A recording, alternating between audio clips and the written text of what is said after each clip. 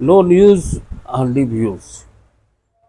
दोस्तों, सबसे पहले आज आपको भगवान गणेश का 10 दिवसीय जो पर्व है उसका आज अंतिम दिन है।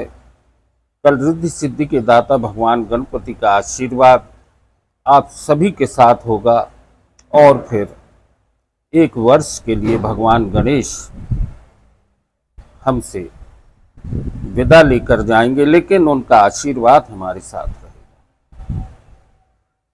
17 सितंबर की तारीख इसलिए भी आपको याद रखना होगी कि हमारे देश के प्रधान सेवक नरेंद्र मोदी जी का जन्मदिन है।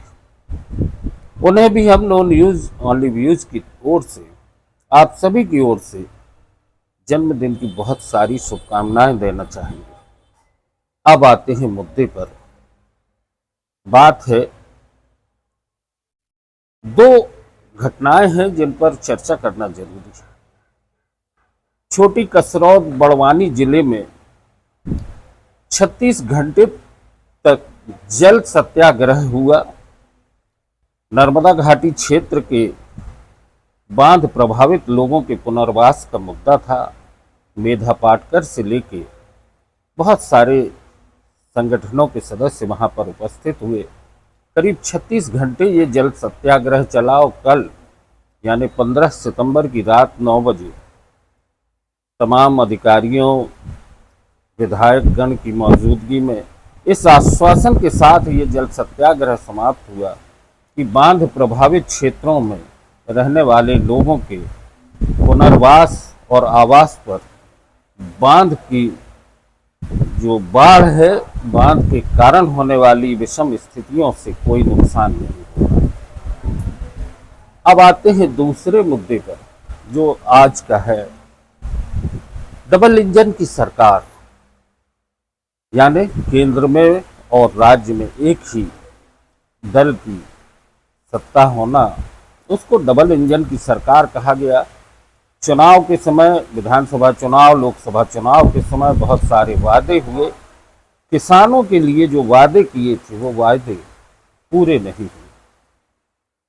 भारतीय किसान संघ के आह्वान पर आज अलग अलग जिला मुख्यालयों में किसानों ने धरना प्रदर्शन किया। सोयाबीन के समर्थन मूल्य 6,000 रुपये की मांग की गई।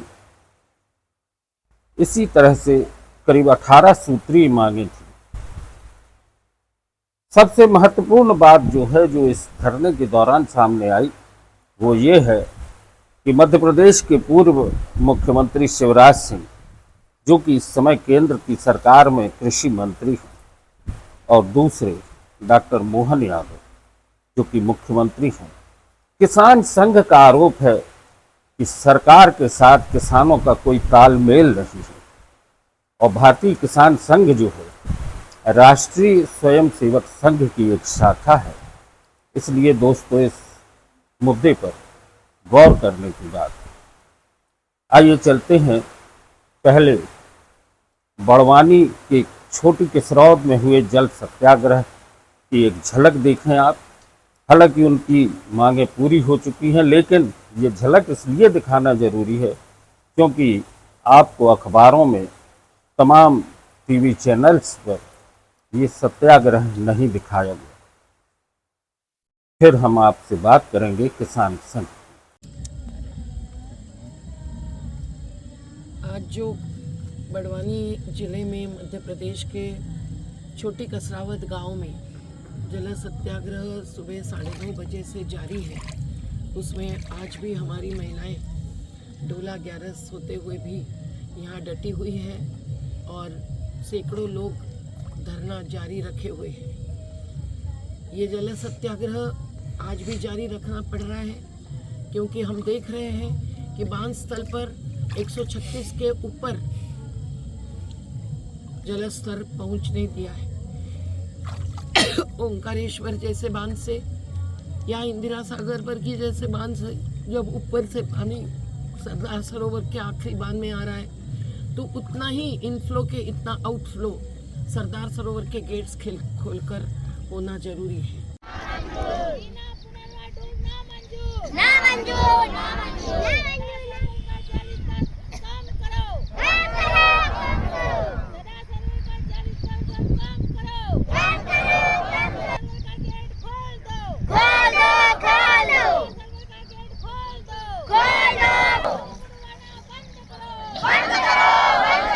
बड़वानी जिले के छोटी कसरौद में हुए जल सत्याग्रह की झलक आपने देखी। दोस्तों, एक दोहा है जो हम आपको बताना चाहेंगे, जो सुनाना चाहेंगे। जिसके श्रम से खा रहा खाना हिंदुस्तान, होगा उसकी भूख का कब संसद को ज्ञान। ये हाथरस के कवि हैं, उनने ये दोहा लिखा है। ये किसानों की पीड़ा और बेबसी पर से है। दोस्तों, अब आते हैं किसान संघ के धरना प्रदर्शन पर, जिसमें कि ये बात सामने आई है कि मुख्यमंत्री, देश के कृषि मंत्री और राज्य के कृषि मंत्री, इन तीनों का किसानों से कोई तालमेल नहीं है और किसान बेबस है, वादा निभाओ की मांग कर रहा है। मांग रही है आज किसानी, कौन हमारे सुखदा नहीं किसी से भीख मांगते। कृषि देवता भगवान बलराम की जय, भारत माता की जय। से किसान संघ आज यहाँ पर धरना प्रदर्शन कर रहा है। आपको लगता क्या है कि किसानों की जो बातें हैं उनमें सरकार कहाँ तक आप लोगों की बातों को नकार रही है या सहमत हो रही है? ये जो सरकार है, पहले भी जो सरकारें रहीं, उन्होंने किसान के प्रति कभी ध्यान नहीं दिया और वो किसान की जो पुरानी स्थिति थी तो वो सोचता है कि किसान वैसा ही दीनहीन बना रहे और उसकी बातों पर कभी। लेकिन आज किसान थोड़ा पढ़ लिख गया है तो कम से कम अपनी मांगें सरकार के सामने रखने लगा है। और जो भी एमएसपी है उसका मतलब है मिनिमम सपोर्ट प्राइस, तो उसके अगर नीचे बिकता है तो किसान को कुछ नहीं बचेगा। वो उतनी उसकी लागत है और आज लागत बढ़ती जा रही है। तो अभी जैसे चुनाव में उन्होंने वादा किया था, हमारे जेपी नड्डा यहाँ चुनावी सभा में आए थे और चिल्ला चिल्ला कर कह रहे थे कि हम 2700 रुपया गेहूँ का मूल्य देंगे, 2100 रुपया धान का मूल्य देंगे, 2500 रुपया हम मक्के का मूल्य देंगे। लेकिन चुनाव होने के बाद मध्य प्रदेश में उनकी सरकार आई। ऐसे ही अब वो जो कृषि मंत्री बन गए, हमारे मुख्यमंत्री थे, उन्होंने भी यही चिल्ला चिल्ला कर कहा, लेकिन उसके बाद वो भूल गए। मध्य प्रदेश में एक बार फिर किसान संघ जो है वो प्रदेश की भाजपा सरकार के अगेंस्ट धरने और प्रदर्शन पे आ गया। समर्थन मूल्य की बात आ रही है और अब की बार सोयाबीन के मुद्दे पर किसानों ने यहाँ पर धरना प्रदर्शन किया है। और ये किसान संघ के संगठन मंत्री हमारे साथ हैं, भरत पटेल जी।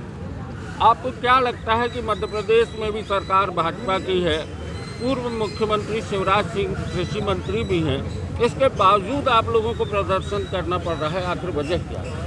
हमने तो सरकार को उनके वादा के याद दिलाने के लिए काम कर रहे हैं कि सरकार ने चुनाव को पहले कहा था गेहूं 2700 देंगे और 2100 रुपये धान का देंगे। छत्तीसगढ़ में तो वहाँ भाजपा की सरकार, वहाँ 2100 रुपये किसान को मिल गया। आखिर मध्य प्रदेश के किसान को कब तक राह देखनी पड़ेगी, ये मेरा प्रश्न है माननीय मुख्यमंत्री यादव जी से।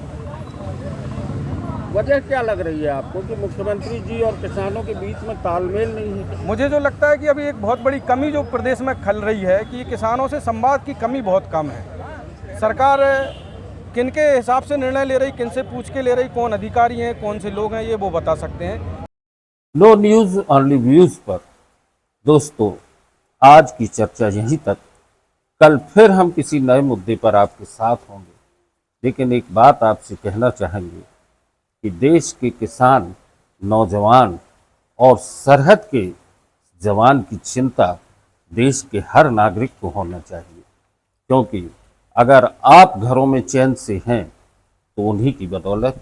क्योंकि जब किसान अपने सर्दी, गर्मी, बरसात के मौसम में खेतों की फसल की रक्षा करता है, तब कहीं जाके आपके घरों में अनाज पहुंचता है। सरहद पे जवान जब आपकी चौकसी करता है सरहदों की, तब कहीं आप सुरक्षित होते हैं। इसलिए दोस्तों एक बार फिर आपसे यही गुजारिश है कि किसानों के और उन जवानों की चिंता करें ताकि देश बेहतर हो और सुरक्षित रहे। धन्यवाद।